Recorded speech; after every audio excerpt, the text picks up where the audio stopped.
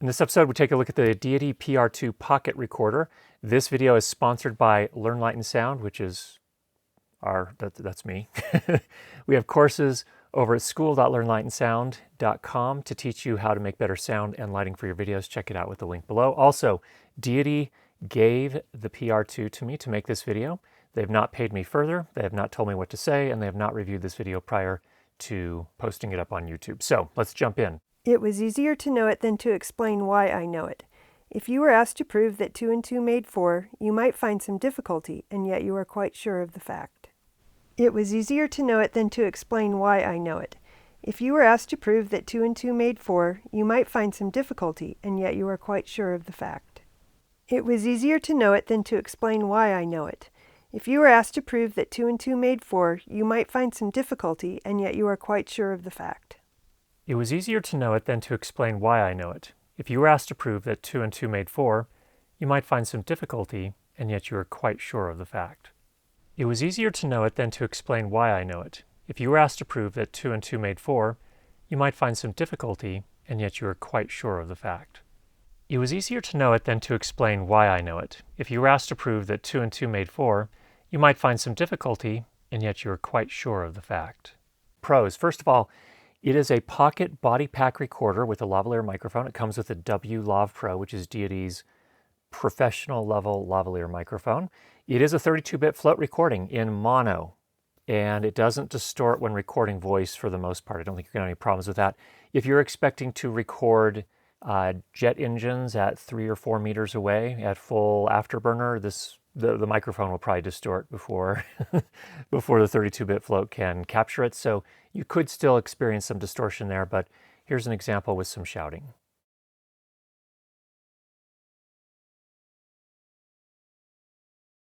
All right, this is a test to see if the 32-bit float can be recovered in post.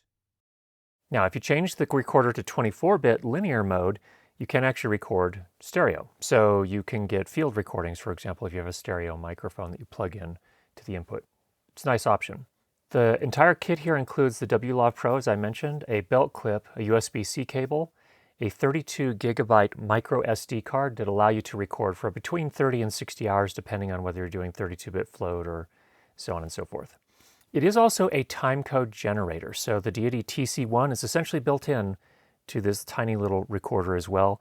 And you can jam it using the Sidus Audio app with any of the other DEITY TC1 or the Slate. So you've got lots of options there. It fits very nicely into the wireless timecode system from DEITY. You can also jam it via wire to other SMPTE timecode capable timecode generators that can also jam via wire. So it is compatible with a larger thing. In terms of wireless jamming, though, it only will wirelessly jam with the DEITY wireless timecode system. You can control the recorder via the Sidus Audio app remotely up to 250 feet away using Bluetooth 5.2, I believe. That's great. However, you can also control it on the pack itself. So it has a nice little screen, color screen. Actually, it's bigger than some of the competitors like the Tascam DR10L Pro. It does have this nice knob, which also doubles as a button, and then also a button on the side that's multi-purpose, and it's fairly intuitive to use. So I like that you don't have to have the app to operate this. You can just operate it with the unit itself, but you have the app if you prefer that option as well. It runs on AA batteries, which are user replaceable, and you can get up to 30 hours with the DEITY lithium batteries. Those are not rechargeables, by the way. Those are disposable lithium batteries. But in our case, we did a test with some nickel metal hydride rechargeables, the Lada batteries from IKEA, and we were able to get 22 hours and 9 minutes with it recording the entire time. So that is fantastic powering time. It's fantastic that it has replaceable batteries. So no matter how long I have to record, I can record for a long, long time, longer than any of the 3 competitors in this same category. Now, there is a 3.5 millimeter port here to monitor with headphones. On the US version, because of patents held by other companies, you can only monitor while you're not recording. Long story there, but it's because of patents, not because of technical limitations. On the non-US version, you can monitor even while you are recording. Now, in addition to that, you can monitor from the app, but you can only monitor a single pocket recorder at a time. You can't, for example, if you're using 4 or 5 of them, you can't monitor all of them like you normally would on a mixer. You can just essentially tap into each one individually and make sure that you're not getting any clothing rustle, or there's no major problem, or you're not getting any sound, anything like that. So it's nice that they have that ability. It doesn't sound the best, but it's good enough to know if you've got major issues that you need to solve before you continue with your shoot. Now, this 3.5 millimeter input for the microphone, first of all, both of these plugs are locking plugs, which is nice. The input is nice because it also supplies 5 volts plug-in power, which means you can use almost any third-party lavalier microphone as well. And that's part of the reason we use the Sanken COS 11D in our sample audio earlier on. So that gives you a lot of options. Some of the other competitors, namely the Zoom F2 and the Tascam DR10L Pro, don't supply that much voltage, and so a lot of lavalier microphones may or may not work with those recorders. This one, the full 5 volts, so that's going to work with almost any lavalier. Interestingly, this can also be used as an audio interface with your computer or mobile phone. It's got a USB-C port, which, by the way, you can power this unit via the USB-C port, but you can also connect this to your computer or mobile device to record to those directly. So it's essentially a one-way audio interface and input into those as well. So that's pretty nice. Now, one note to keep in mind, this is not a two-way audio interface. In other words, if you connect this to your computer via USB, I can talk into the microphone and that gets recorded into the computer. However, I cannot plug in headphones and listen to the sound back from the computer with this. So it's a somewhat limited audio interface, but of the other devices in this category, this is the only one that does that, which is pretty nice, at least at the time of this review. There's a button lock mode. 3 taps on the power button, or the multi-purpose power button.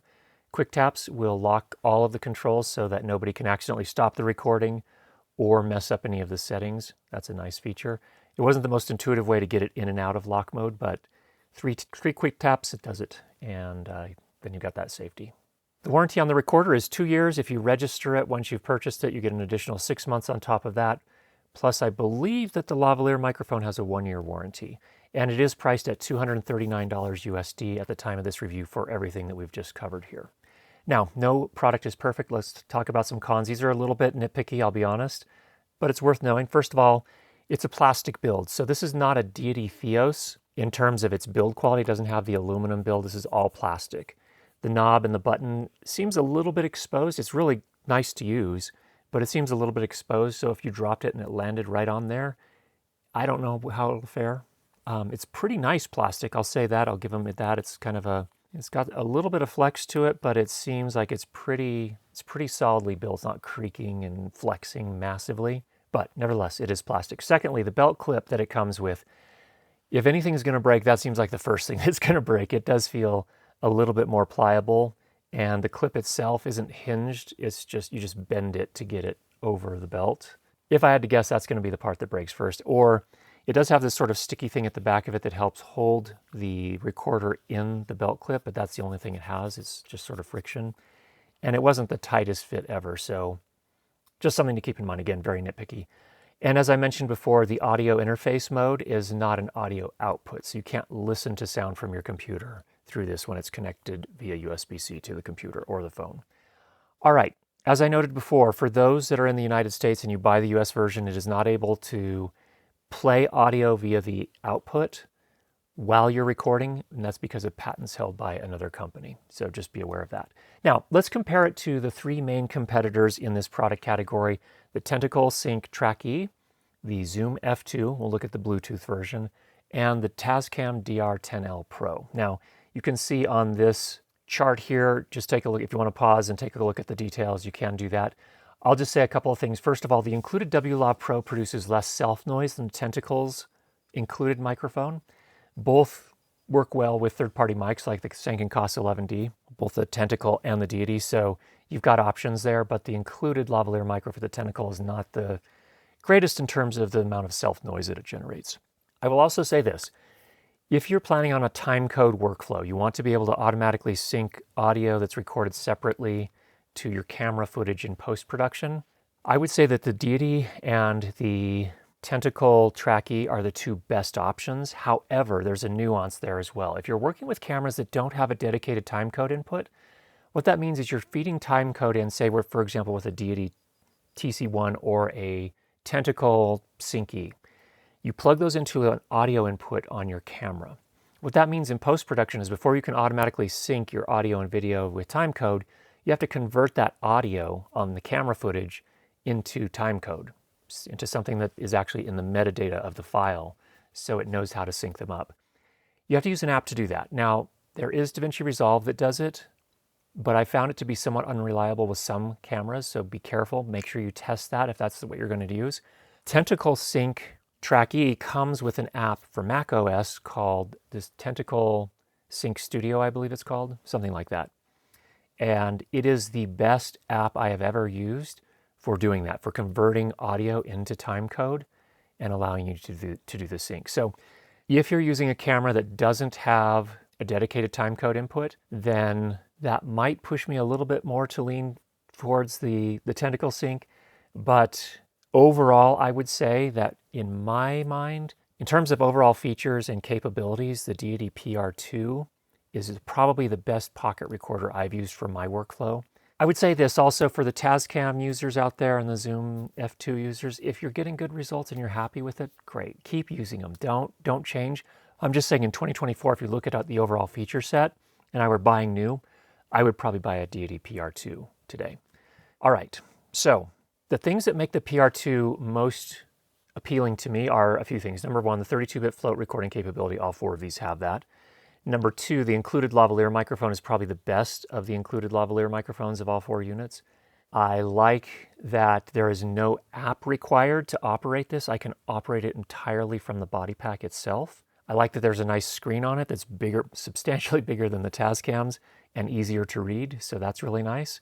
Has probably the best on-device controls with the roller dial. Has the best battery power time, and it has user-replaceable AA batteries. So all of those things to me make the PR-2 the best one of the four out there presently under most circumstances. Again, if you're using one of the others and you're getting good results, stick with it. So I hope that was helpful for you. If you have any questions, go ahead and leave those down below. In the meantime, get out there and make some great sound, and we will talk to you again soon.